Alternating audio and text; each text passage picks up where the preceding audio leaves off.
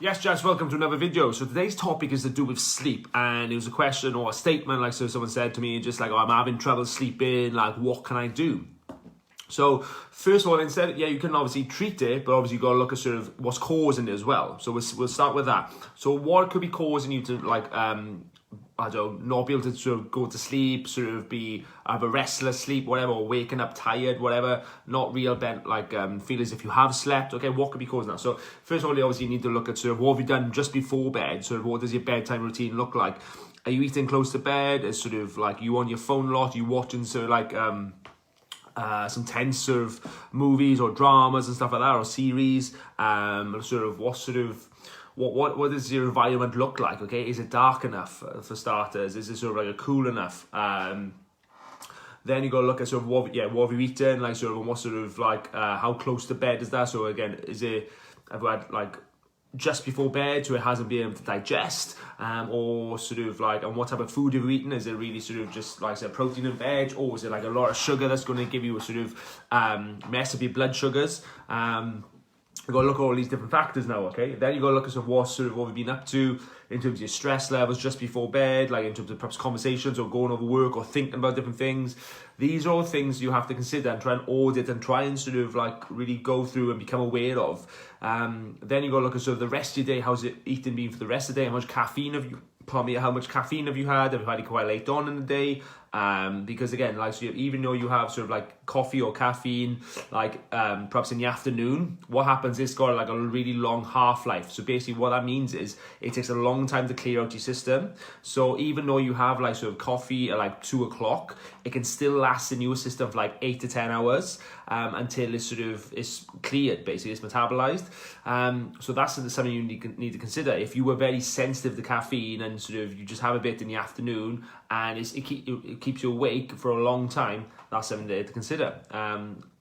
And these are things you need to sort of that could be causing you to sort of, or disrupting your sleep pattern, disrupting you sort of going to sleep and disrupting your whole sleep cycle. That's obviously the time you go to sleep as well. Like if it's like beyond midnight in the early hours and you're wondering why you're not sleeping very well, or you're waking up tired even though you've had sleep, that's your answer there, because you're beyond. You're in the early hours, in midnight. Your body's not programmed to do that. Body is programmed to sleep at night from beyond, before 11 o'clock basically. It has 10, 11 o'clock and it wants to go to bed. That's the basic rhythm of your body. So if you're not you need to assess these things.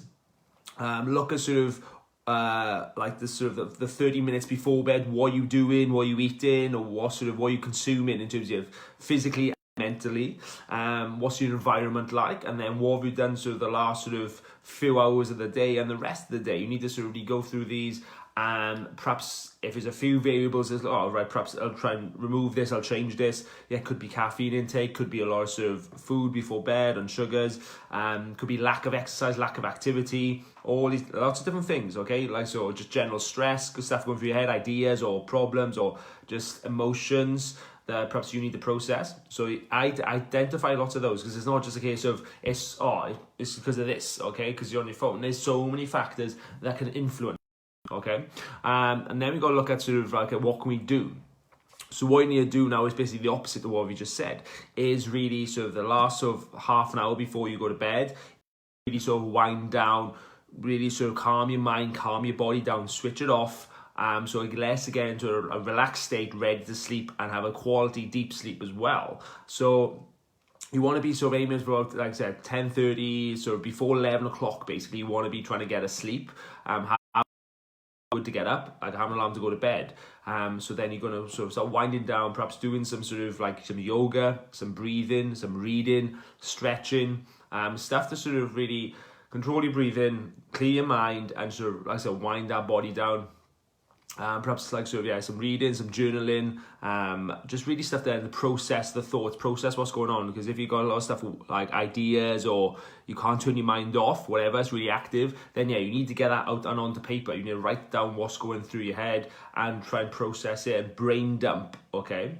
Perhaps take a shower, whether it's hot or cold, but doing some of these things basically, to really, like I said, relax that body and relax that mind, that self-care.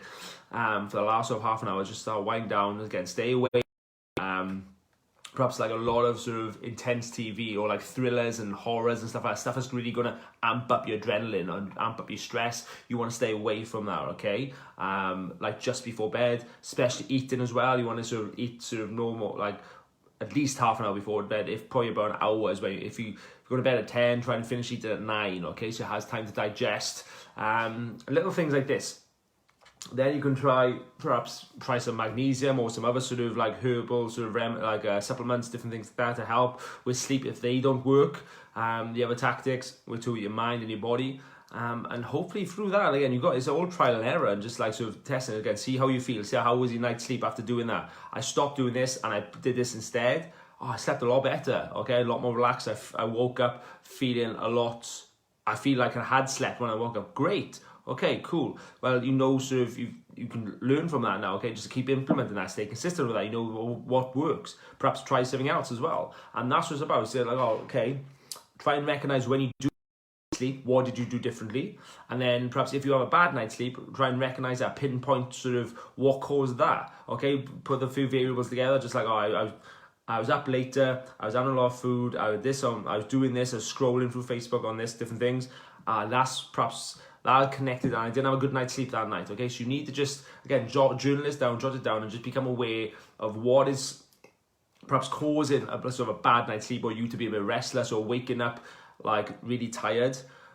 Find the root cause, and then so if you do have a good night's sleep, again, just write down again, or become aware of just sort of like, okay, this is what I did that time and I had a really good night's sleep. Let's try it again. Always try and improve it even more, okay? And that's all you gotta do, is just try and error. Like, 'cause if I have a bad night's sleep or something doesn't go wrong, I can pinpoint it. So Trish, right, I was like, I was just up later. I was up to about 11:30, 12, or I was doing this, I was doing that. I was doing the stuff that I know that's not going to benefit me, or I didn't do that before bed. I didn't sort of do any sort of like yoga and stuff this time, so I didn't take this. During the day, I had the caffeine later on. I had caffeine at 5 o'clock rather than 4 o'clock.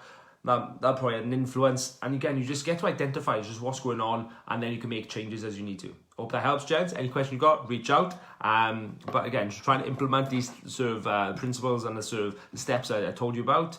Try them, see what happens, and then adjust from there. Peace.